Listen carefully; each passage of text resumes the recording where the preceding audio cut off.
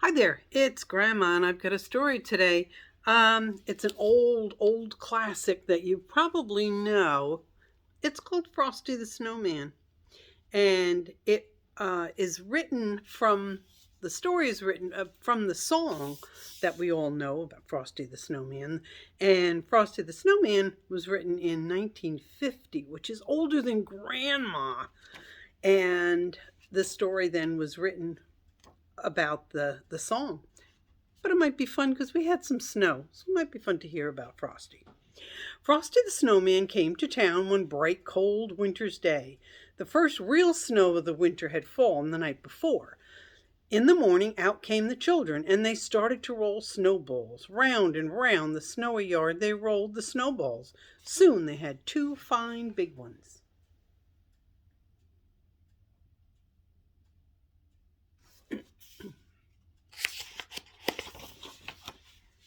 Round and round the yard again. There was a little snowball, just the right size for the snowman's head. Billy ran home and brought back 2 bits of coal to use for the snowman's eyes.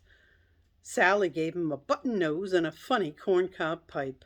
Tommy brought floppy galoshes and a scarf for the snowman, and Joe brought him a pair of old red mittens to wear.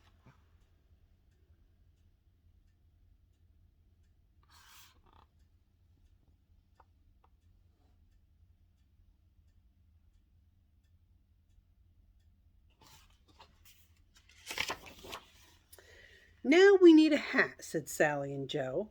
So they began to look around. Sally found an old cap, but it didn't look just right.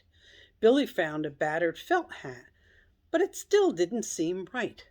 Just then down the street came the whistling wind, and it blew to their feet a shiny top hat. Just what we need, cried Sally and Joe. It's like magic, said Billy and Tommy.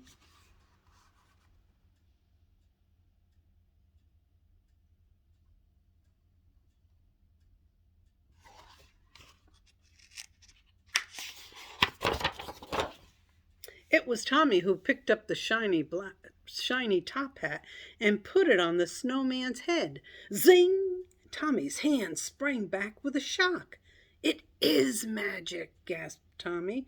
So it is, said a voice, a deep, chuckly voice they had never heard before, and a pleasant sort of magic, if I do say so myself. It's the snowman, whispered Sally. And so it was. Frosty the Snowman at your service, he said. That's how Frosty the Snowman came alive.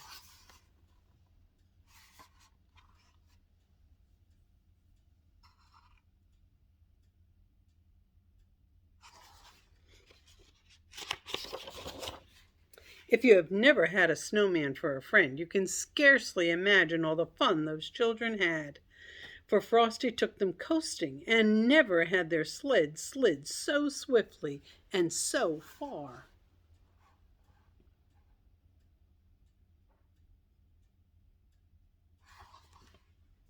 Frosty helped them build a snow house, and never had the blocks packed so firmly and well.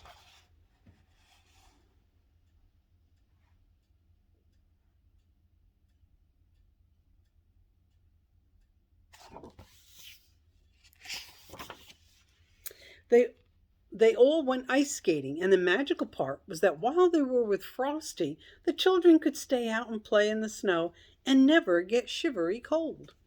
Was it Frosty's warm heart or his magical smile? Whatever it was, they thought it was fine. Each morning when the children came out to play, Frosty had a wonderful plan all set.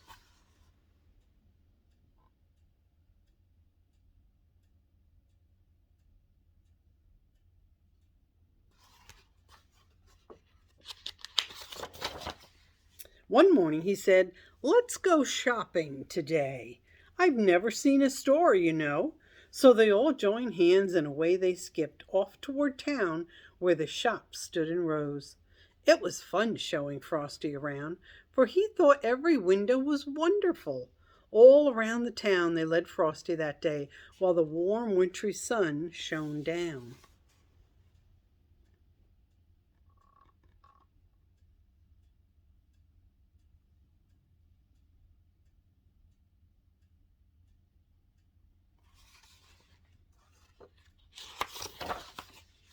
Soon they came to a corner, and around the corner came a warm, gusty wind.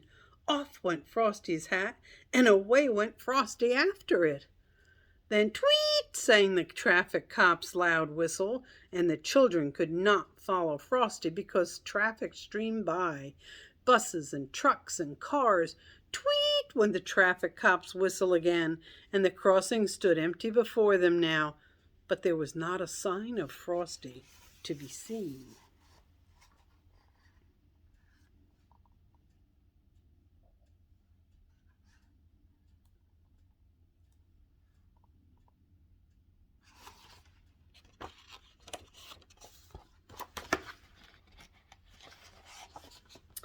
Only his top hat rolled down the street, all by itself in the melting snow.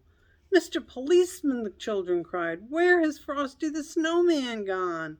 "Oh," said the policeman, "Frosty the Snowman has gone away where all snowmen go on a sunny day. But he'll be back at your bidding and call whenever great heaps of snowflakes fall."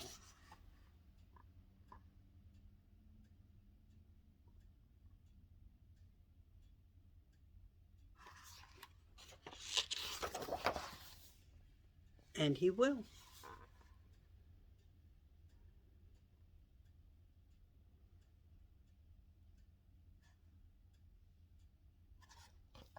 The end. All right. Maybe you guys have made a snowman with the snow we had this weekend. All right. Hope you enjoyed the story. Grandma loves you.